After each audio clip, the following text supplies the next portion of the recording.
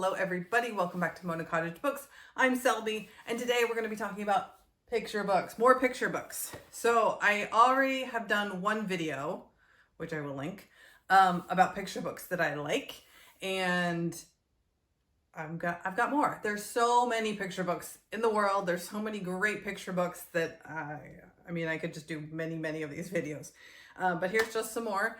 These are in no particular order. These are just randomly what I thought up. I was like, oh yeah, I like that book and I like this one and I'll add that one.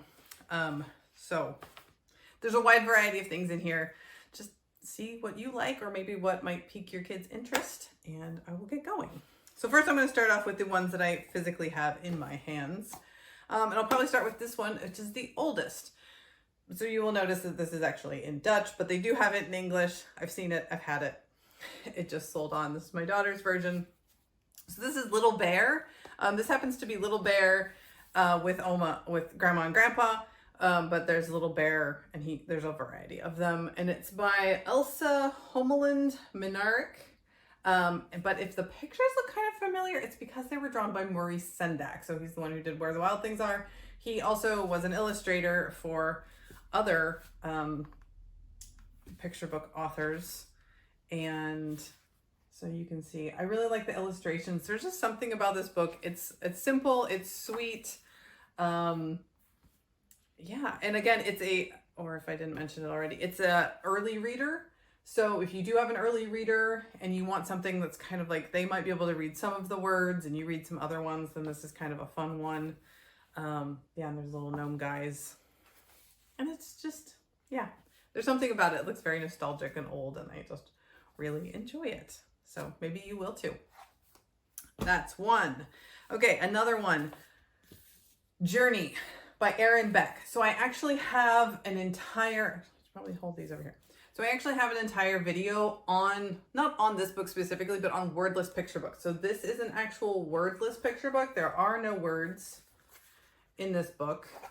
But I do have a video on wordless picture books and how to use them and why you would want them and what makes them different from regular picture books. And I featured this one because it is one of my favorites. Then so this is Journey. He's also got Quest and I think Return or something like that. So he's got a couple in this series. So yeah, check out if you're curious, check out the wordless picture book video and learn more about how to use that. The last book that I have in person is Shrek. So we all know Shrek because Shrek the movie was super popular. But Shrek the book is kind of wildly different. I mean, not wildly different because he is an ogre, but he's a little more crass and he's a little more gross than in the movies. And Donkey is in here. He doesn't have as big of a part. But yeah, so it's just, oh yeah, and he can like breathe fire and stuff. So it's very different. So if you're a fan of the movies, then you might want to check this out just as the reference material of where all that came from, but it's different. So William Stieg, that's a fun one. Okay, what else is on my list?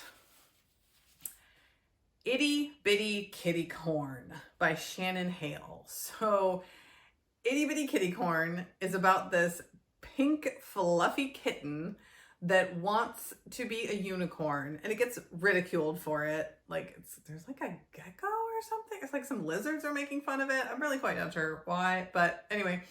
But then the kitty meets a unicorn that wants to be a kitty and so they become friends and there's glitter on the pages. So, I mean, it's pink kitty glitter unicorn.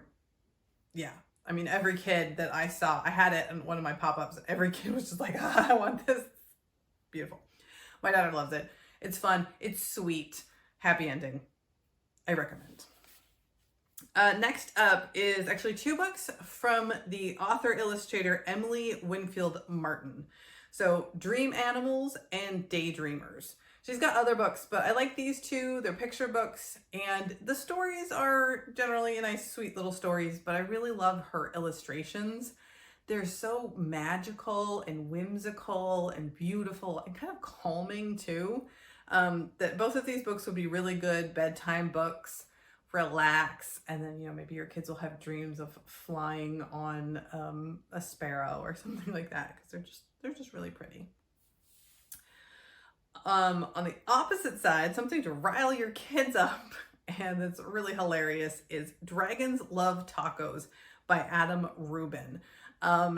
This is a hilarious book about a kid that makes friends with some dragons by feeding them tacos, and he has a taco party, but he accidentally feeds them spicy salsa, and you cannot feed dragons spicy salsa because then they will breathe fire. And so then at like one point there's like dragons breathing fire like all over this kid's house, and it burns the house down. But then the dragons are very nice and they help the kid build his house back. So it's just one of those like completely ridiculous storybooks that kids love, and the art style is kind of a little rough around the edges, so it really lends itself to the whole story. And then I think that there's other ones after that. Dragons Love Tacos, Dragons Love maybe other things, but yeah, Dragons Love Tacos, hilarious. Another funny one, a little less burn down the house, a little more extortion, actually, when I think about it, is Clack Moo, Cows That Type by Doreen Cronin. So basically what happens is these animals are living on a farm, and the cows find an old typewriter in the barn, and they start typing out notes to Farmer Brown, like demanding things. They I think they demand electric blankets to keep them warm at night. And then the other animals are like, oh, well, we want stuff too. And so like they keep demanding things, and they're like, we won't do any work. We won't give you any milk unless you give us all these things. And so Farmer Brown is like, oh my gosh, I have to, you know, get electric blankets for my cows and stuff. And it's quite funny. And Duck is the one that delivers the message. It's a very funny, sweet story. And then they've got other ones in the series. There's like a Halloween one, and they go to the country fair, and like, yeah. So hilarious. Kids love them. Next up is back to something that is more calming, is Jon J. Muth, Zen's Shorts. So Zen Shorts is a book, features this panda, and he moves into the neighborhood, and he's telling stories to the children in the neighborhood. They're basically like Zen allegories, or like basic Zen stories of, you know, I forget exactly what they were, but it's beautiful watercolor pictures, and it's calming, and it's thoughtful, and it's one of those ones that you can talk to your kids about and be like, well, what do you think about this? And what do you think about that?